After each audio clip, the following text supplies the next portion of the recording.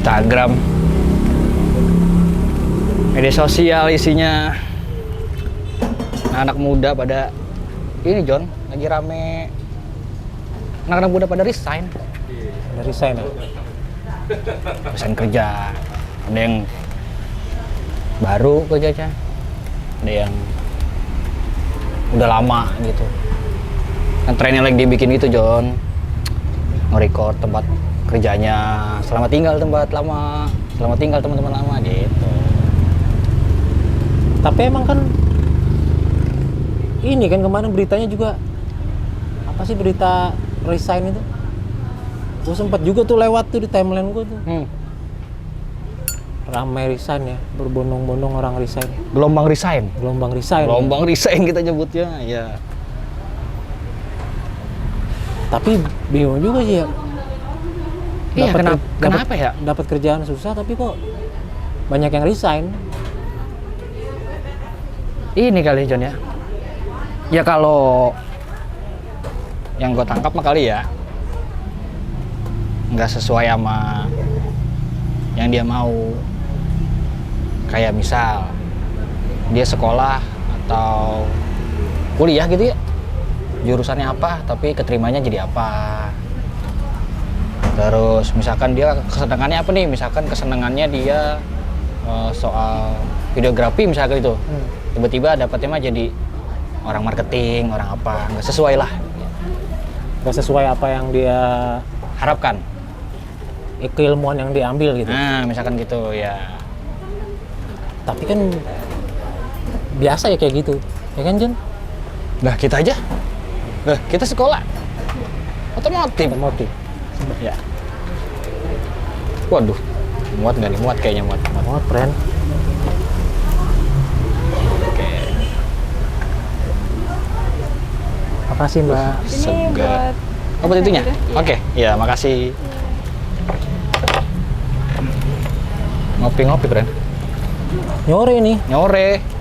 Kopi udah. Sekarang es. Terus gerah-gerah kita. Tapi asoy juga tempatnya. Jadi nuansa-nuansa lama.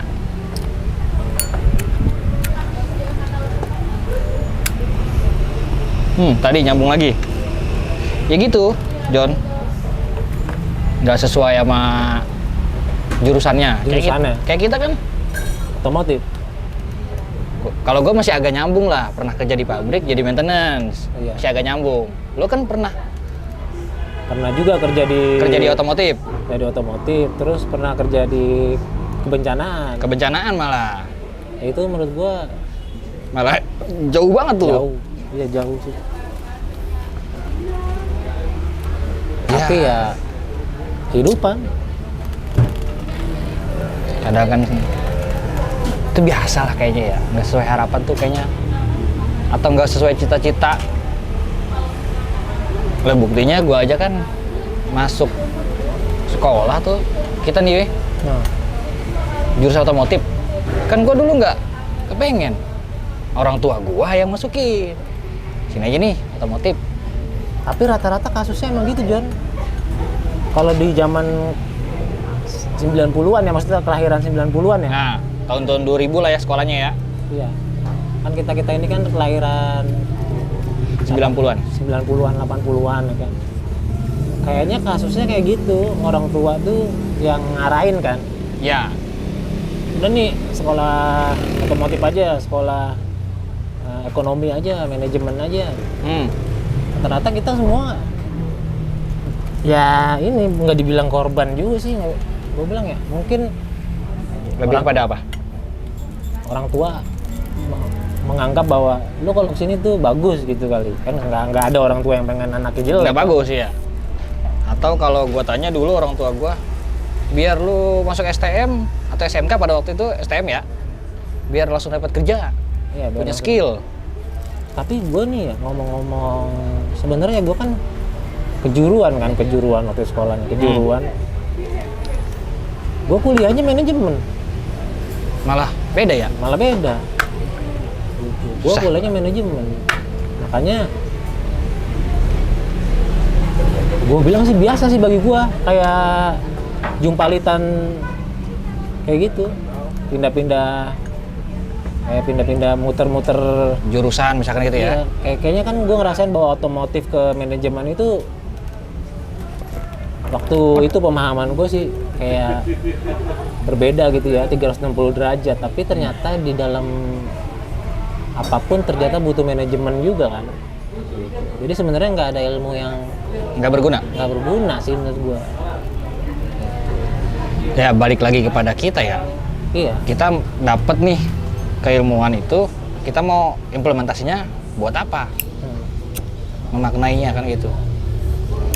Kayak gue juga pernah kerja di pabrik gitulah ya, suatu pabrik, walaupun bidang otomotif.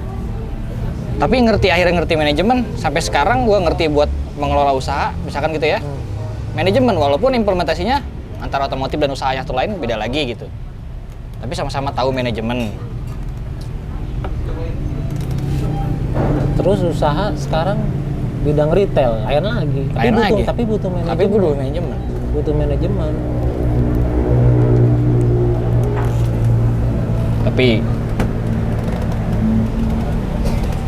kan banyak juga yang bicara, wah nggak sesuai harapan lah, nggak sesuai keinginan gua lah gitu. Jadi gua resign, gua cari. Tapi kadang-kadang dicari mah nggak dapet. Atau bahkan kalau udah dapet, nah ada lagi nih alasannya nih. Udah dapet nih ceritanya sesuai dengan keinginan dia atau harapannya dia. Misalkan dia bidang otomotif lah gitu, dapet di otomotif. Berbicara soal, aduh lingkungan kerjanya nggak enak. Ya. Banyak faktor ya. Banyak faktor. Salary-nya, gajinya ya. Gajinya nggak sesuai. Jam kerja misalkan. Terus mungkin lebih ke personal lagi, person to person ya.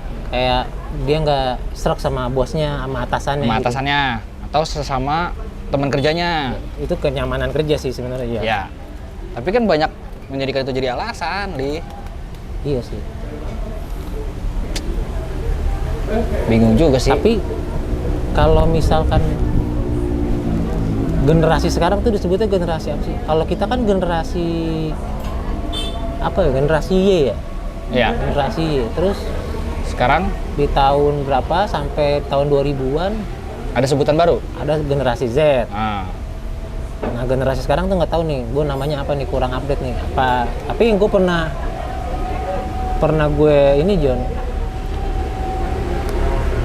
denger gitu atau baca juga sempat baca juga, itu kan ada yang nyebut generasi sekarang itu generasi strawberry, ada yang disebut mungkin generasi milenial, generasi kekinian. Ya sebutan itulah di luar sana Sebutan ya. itu. Azan ya, Li? Azan nih John. Dah berhenti dulu dah. Tadi dulu bentar.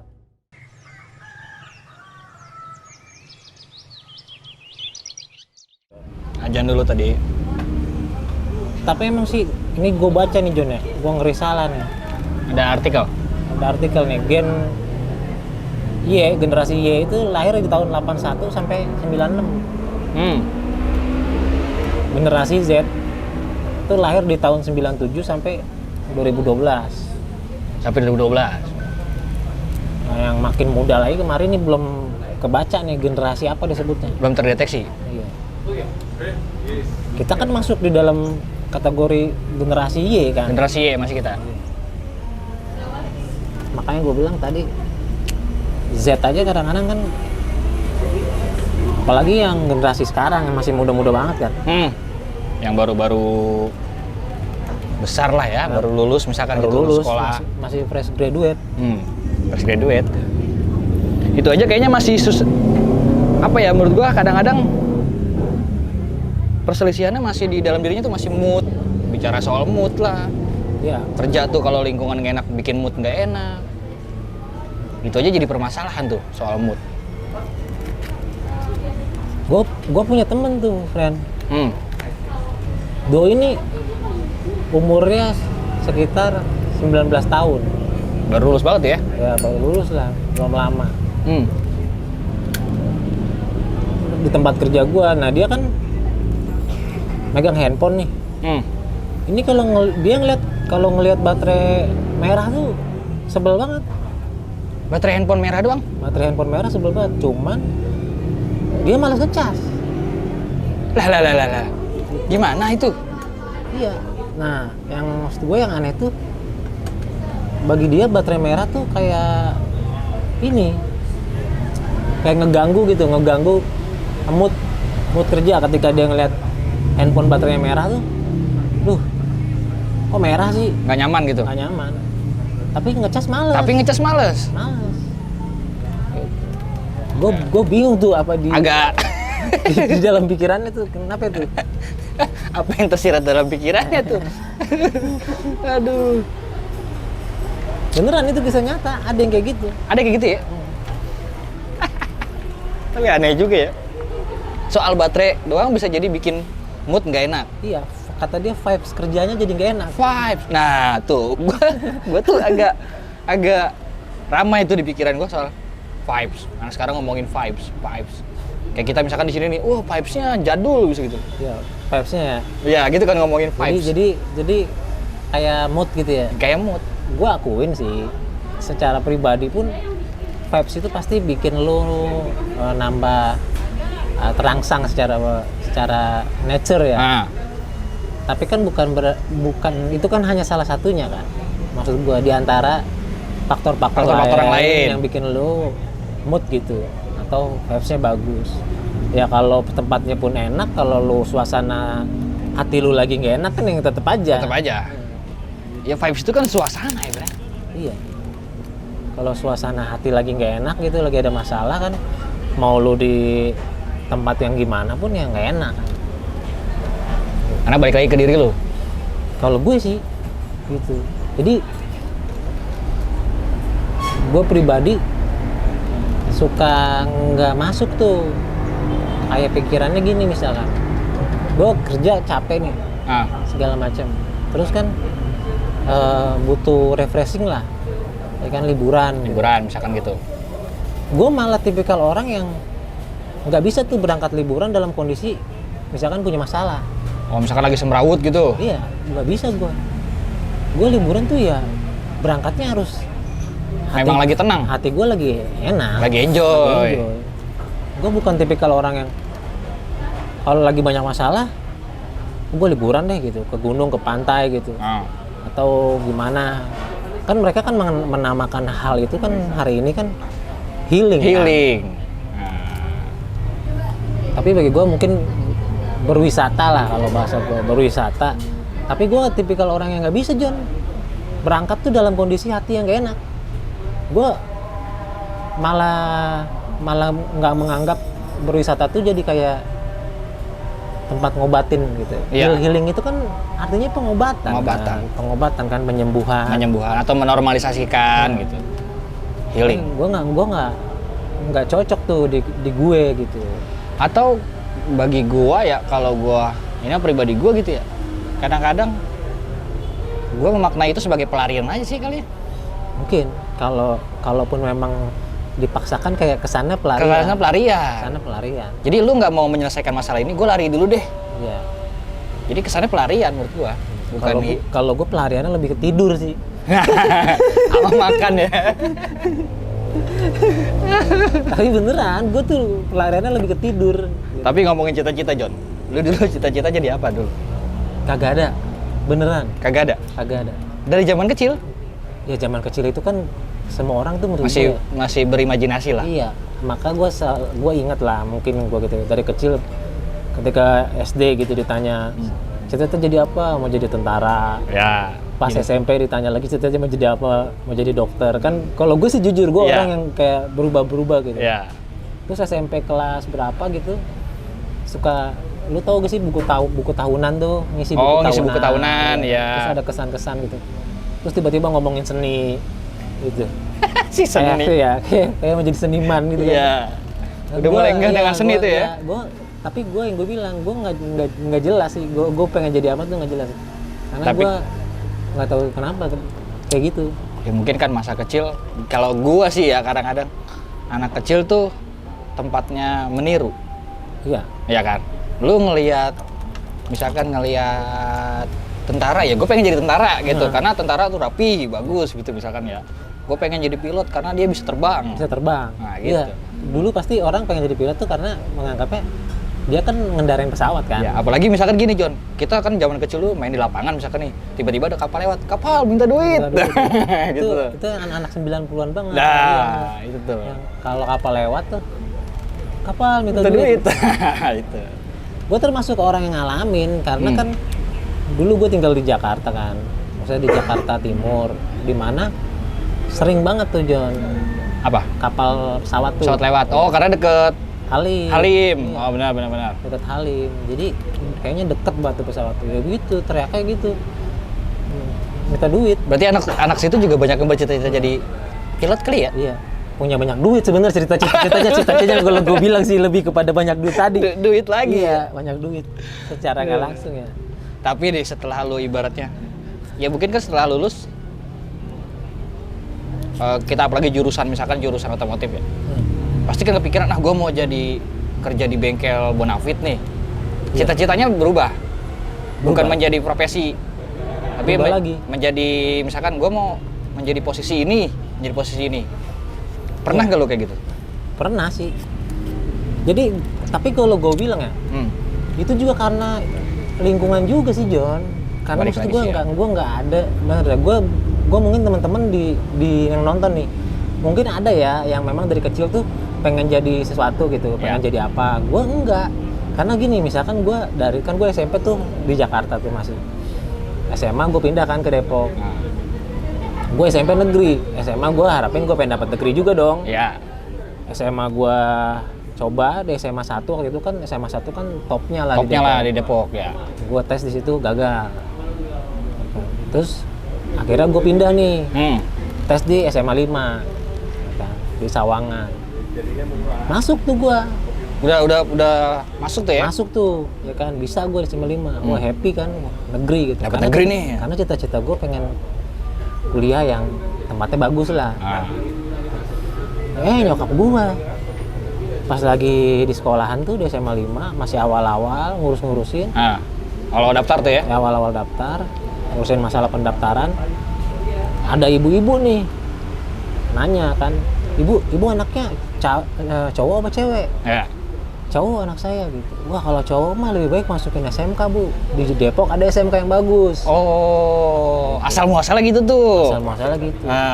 Jadi di antara anaknya nyokap gua, kayaknya gua doang yang SMA-nya tuh kejuruan. Karena kakak gua pun negeri. Gak tau kenapa nyokap gua tuh terpengaruh Jo. Akhirnya jadi terpengaruh tuh ya? Terpengaruh. Gua dipindahin ke. Padahal udah mancung di situ. Tinggal besok aja masuk lah gitu. Sekolah. Iya. Gue dipindahin. Waduh. Itu pun gue nggak terima. Dalam artian, wah ini sekolah apa nih? Karena waktu itu kan pakaiannya beda dengan negeri kan. Terus kita kan pakaiannya itu SMK agak-agak kayak ini lah ya kan. Rapi-rapi gitu lah ya. Gitu. Nah, jurusannya otomotif. Yang dimana gue kan nggak ngerti kan, maksudnya nggak ada minat juga ke sana. Atau nggak punya lingkungan yang ke sana juga ya? Nggak ngoprek motor apa ngoprek mobil kan enggak. Tapi gue jalanin. Nah, dari situlah muncul tiba-tiba ingin kerja di otomotif ya kan karena pendidikan. Iya. Aslinya kalau di flashback ke belakang nggak ada. Tapi kan bukan berarti juga lu nggak pernah nyoba kerja di bidang otomotif dong? Iya, maksud gue kerja di bidang otomotif itu kan karena kejuruan itu kan. Akhirnya dari sekolah lulus, gue masuk tuh kan perusahaan gede lah. Masuk kerja di otomotif. Tapi kan itu juga maksud gue karena faktor pendidikan, bukan yang dibilang cita-cita atau passion. Enggak, bukan karena itu. Nah ketika gue merasa nggak cocok di situ gitu ya, gue pindah ya kan, masuk di daerah Bogor. Nah, Terus akhirnya gue beda nih yang gue ambil nih kan tentang kebencanaan. Gue mengharuskan gue kayaknya untuk gue kuliah lagi gitu. nah, Makanya gue kuliah ngambil manajemen. punya landasan pendidikan lagi. Iya. Jadi gue tuh selalu begitu. Gue kayak mungkin gue ini yang kali ya John berubah-berubah gitu. Bunglon lah ya, jadi bunglon. Bunglon, serius. Dan kalau ngomongin masalah harapan, itu nggak sesuai harapan berarti? Nah, enggak juga sih. Harapan gue tuh tipis-tipis gitu loh John. Tipis-tipisnya gimana coba? Tipis-tipis tuh gue nggak pernah nih ya misalkan punya harapan tuh misalkan langsung jauh gitu. Oh, jadi kayak model naikin anak tangga gitu? Iya, jadi gue harapan tuh yang deket-deket aja. Oh. Misal gue lagi kerja, Hmm. mudah-mudahan salary gue cepet naik, mudah-mudahan kerja gue di sini panjang gitu. Nggak lagi kerja terus gue mikirin yang jauh gitu. Ya. Misalkan, oh gue nanti kerja nih sini nih, gue mau pindah cari lagi gitu. Cari lagi yang lebih bagus lagi, misalkan perusahaan Enggak. yang lebih gede lagi. Gitu. Jadi gue pertama kerja di bengkel di perusahaan otomotif ini pun kan gue jalanin aja. Dapat berapa tahun, lama juga. Nggak langsung kalau bahasa sekarang ujuk-ujuk. Langsung jebret ke situ. Iya. Jadi harapan gue tuh cuman yang deket-deket gitu, tipis-tipis. Kayak pengen punya ini, pengen punya itu, gitu-gitu aja. Nggak pernah yang kayak, wah gue harus jadi apa gitu. Yang big dreams gitu ya, mimpi gede gitu. Gue kayaknya nggak ada gue. Masalahnya gini juga, gua belakangan juga kan ada fenomena yang ya kita tahu lah bahwasanya setiap tahun itu perusahaan negara membuka lowongan pekerjaan. Berbondong-bondong anak-anak baru nih fresh graduate, belum lulus sekolah, daftar. Terus ketika surat pengumuman nih penerimaan, tiba-tiba ada yang daftar di mana, diterimanya di mana. Nangis John, nggak mau kerja akhirnya nggak diterima. Padahal udah diterima nih di perusahaan, ya perusahaan negara juga gitu. Tapi nggak sesuai harapan dia, misalkan dia mau kerja di Pertamina misalnya gitu ya. Tiba-tiba dia kerja di anak perusahaan yang lain gitu. Karena dia harapannya ke situ, udah panjang, udah jauh ke situ.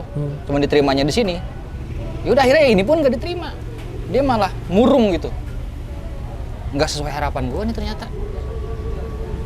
Mungkin dia mimpinya gede kali ya. Nah, berbeda dengan atau gue bilang kayak gini menurut gue, dia tuh kalau punya tujuan tuh kayak presisi gitu loh. Kayaknya gue ketidakpresisian itu tuh yang ngebuat gue tetap hidup hari ini. Justru, ngerti gak? jadi harus banget di satu tujuan di mana misalkan gitu. Iya, jadi kalau menurut gue ketidakpresisian gue menjalani itu akhirnya membuat gue sampai hari ini Bertahan ya. iya, karena nggak selalu presisi menurut gue ya, akhirnya gue kayak adaptif gitu. Akhirnya gue beradaptasi dengan apapun yang gue lagi jalanin gitu. Nah, yang gua baca kan gitu, kalau kita punya harapan tiba-tiba nggak nyampe nih, Nggak nyampe. jatuhnya kan kekecewaan Iya. gitu. Berbeda dengan lu yang ya udah deh gua tipis-tipis aja deh, akhirnya ketika itu nggak nyampe, nggak terlalu besar kekecewaan gua, walaupun tetap ada kecewa misalkan gitu, tapi nggak besar kalau ngomongin soal harapan ya tuh. Tapi banyak anak sekarang gitu, nggak banyak lah ya, nggak keseluruhan, ada beberapa lah anak sekarang kayak gitu modelannya. Harapannya terlalu besar ya. Ngomongin harapan ya. Tapi mic-nya nyala nggak sih? Nggak Nyala. kelihatan nyala ya? Tapi gue bilang sih, mungkin ya gue bilang harapan orang beda-beda, mimpi orang beda-beda. Kalau gue bilang, nggak ada salahnya dengan mimpi lu, nggak ada salahnya dengan harapan lu, gitu. Nggak ada yang salah sih menurut gue. Cuman yang harus lu ketahui adalah, menurut gue, untuk mencapai ke sana kan butuh proses gitu. Itu aja sih menurut gue. Kalau gue, gitu. Cuman kalau pun kita punya harapan tapi tidak mau menjalani prosesnya kan, itu yang nggak bisa juga apa ya menurut gue yang nggak realistis lah pada hari ini gitu ya. Karena semuanya butuh proses, tapi orang kadang-kadang jarang mau untuk ngedalamin prosesnya. Gitu. Karena bagi dia mungkin proses itu kayak udah selesai di pendidikan kali ya. Oh, jadi prosesnya proses belajar doang gitu? Iya, proses belajar secara formal tadi. Akademis tadi, ya. Akademis itu. Kalau gue kan kayaknya anaknya jalan banget ya. Maksud gue anaknya tuh anak yang biasa di luar gitu, biasa nongkrong gitu. Jadi mungkin gue sama hal-hal yang kayak gue ngeliat orang yang berjuang begini. Mungkin itu juga membuat gue punya pandangan beda juga sih gitu. Tapi kalau bicara nongkrong kan anak sekarang malah lebih hype soal nongkrong. Lebih banyak komunalnya teman-temannya. Tapi mungkin beda Jo nongkrong sama anak 90-an kalau gue bilang. Beda nongkrong sama anak 90-an tuh kayak maksud gue anak 90-an kan nongkrongnya di lapangan, pos ronda, di jalan, trotoar jalanan. Bedanya gitu. Cuman gue nggak bisa nyalain juga kan trennya berbeda ya kan. Sekarang kan nongkrongnya kayak di coffee shop kayak gini. Karena apa ya? Menurut gua pengaruh informasi juga bisa ya. Bisa jadi. Kecepatan informasi yang sekarang semua apa-apa bisa di posting, akses gitu, di posting gitu. Orang tahu langsung tiba-tiba buru-buru langsung nyamperin misalkan gitu. Nongkrong di sini friend gitu. Iya. Cepet banget ya? Cepet banget. Tapi masalah kualitas ngobrol gue juga nggak bisa komen. Nggak bisa komen. Kan gue nongkrong juga sama generasi sekarang gitu ya. Tapi maksud gue kan sebatas pertemanan yang nggak kayak gue ngerasain dulu berteman dari dia tuh dari dulu gitu. Nongkrong biasa gitu. Paling ngomonginnya kan kerjaan, ngomongin ya sebatas setahun ke belakang, 2 tahun ke belakang nggak jauh-jauh amat gitu loh. Tapi menurut lu ya kalau tadi ngomongin masalah cita-cita gitu ya, atau tiba-tiba sesuatu yang gak sesuai harapan gitu ya, pandangan lu nih cara mengelola yang bener gimana ya jadinya? Ngeresponnya karena menurut gua ya generasi sekarang gue nggak tahu nih dampaknya daripada apa yang dilakukan pada hari ini untuk masa depannya gitu. Kalau dia terus-terusan begitu mau sampai kapan? Iya. Kalau gue sebagai orang awam gitu ya berkomentar, lo mau sampai kapan pindah-pindah kerja mulu gitu? Tapi gue punya adek nih Jon ya, adek gue kayak gitu, Bran. Pindah-pindah gawe mulu? Pindah-pindah kerja mulu. Tapi kalau dia, masalah dia yang gue tangkap nih ya dari cerita dia selalu gue tanya gitu kan, dia tuh masalah lingkungan kerja. Oh, gitu tuh ya? Begitu. Paling utama tuh ya? Nah gue bilang, waktu itu gue bilang, lu hari ini pindah-pindah kerja, pertama lu masih muda, mungkin masih bisa diterima lah. Kedua, lu punya keberuntungan mungkin bagus, ya. Ya, secara skill apa gitu? Iya, keberuntungannya. Keberuntungannya lakinya. Iya. Dia pindah-pindah diterima gitu. Kan kadang-kadang kan kita sendiri aja pindah-pindah susah. Iya. Apalagi udah umuran kita begini. Iya, apalagi umuran kita gini. Nah, gue bilang dia keberuntungan. Nah, kebanyakan dia gara-gara lingkungan. Gue respon gue adalah lu harus terbiasa. Misalkan kalau adek gue nih ya, gue merespon kayak contoh adek gue, lu harus terbiasa dengan situasi seburuk apapun. Pasti someday kalau nggak sekarang, besok atau lusa pasti ada situasi yang nggak enak. Nggak cuma di lingkungan kerja, di kehidupan sehari-hari pun begitu. Di keluarga, iya. Saudara. Gue bilang nih, misal contoh ya di kerjaan nih, lu nemuin temen yang kurang asik lah. Ya. Satu gitu. Putus karena dia lu ngerasa bahwa hari-hari lu kerja tuh lu terganggu banget sama dia. Lu pindah. Gue berani jamin John. Mungkin lebih dari 50% ya. Lu ketika lu pindah kerja, lu nemuin aja orang kayak gitu. Akan sama juga. Pasti di tempat kerja lu 50% lebih akan kayak gitu. Berarti kehidupan mah gitu aja kali, friend ya? Iya, tapi ya memang memang ada yang cerita, tapi gue nemuin kok tempat gue yang bagus gitu. Ada, makanya gue bilang tadi mungkin 50% lebih lo akan nemuin tempat kerja yang ada satu orang yang begini gitu. Modelannya sama lah kayak sebelumnya gitu. Dan mungkin itu yang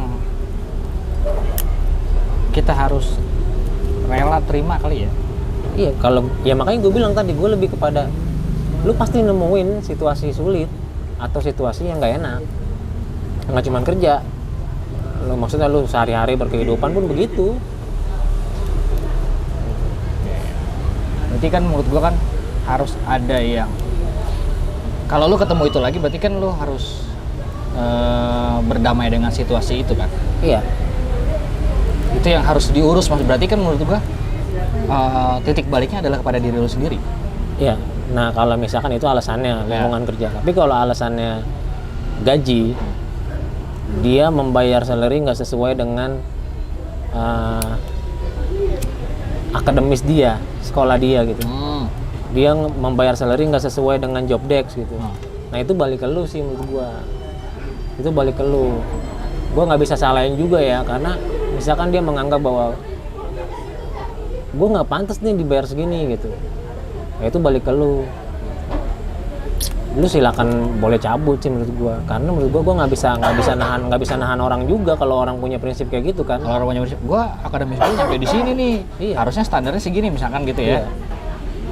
Dia ngerasa misalkan dia kuliah di luar negeri, Nah, kan gua nggak bisa nyalain juga. Atau nah itu misalkan faktor gaji, misalkan faktor lainnya lagi adalah CEO atau bosnya atau apanya nggak enak gitu. Iya. Secara personal dia nggak cocok gitu.